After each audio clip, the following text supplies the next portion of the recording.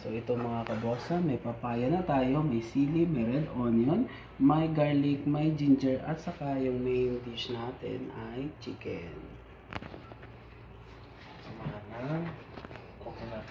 So kasama yung coconut milk, magigisa na tayo. Niluto na tayo, so unahin natin yung paglagay ng mantika.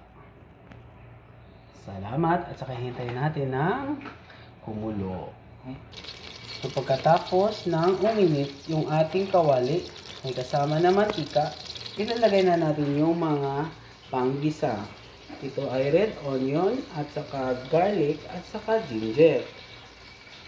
So ito ay fresh. Ito ay may kasama pang flavor. Yan. Ilalagay na natin yung panggisa. Unahin natin yung ginger. Mikos-mikos. Pagkatapos, ilalagay na natin yung garlic. At saka kasama na din yung red onion. Kasi bawal maiwan, baka magsampo. Pagkatapos, mikos-mikos. Ilalagay natin yung mag-golden brown. Para matanggal yung aroma.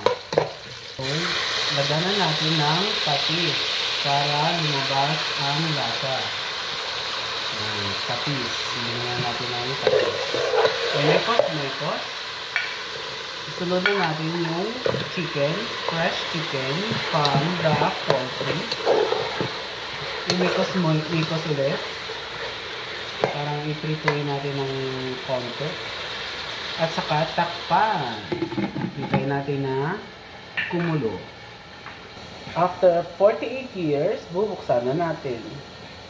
Next na natin yung fresh papaya. Pagkatapos, ilalagay na din yung liver, fresh liver ng manok. At saka, imikos-mikos. Make sure na mamikos-mikos natin ng tama. So, gumawa na tayo ng coconut milk para ilagay natin sa ating pinapakuluan na manok. So, imikos-mikos natin ulit. Ayan, para malagay na natin yung ating coconut milk. Ibubuhos na natin yung coconut milk para creamy siya at malasa. So, hintayin na naman natin ng ilang taon para maluto. Imikos-mikos kaunti. Pagkatapos, takluban.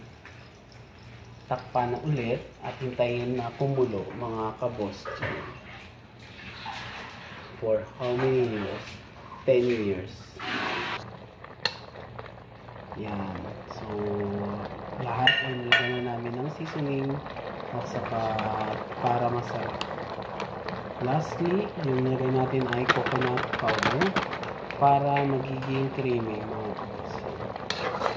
So, thank you. Salamat sa inyong lahat dyan mga kabos yan. Sa love and support. Mega shoutout sa lahat.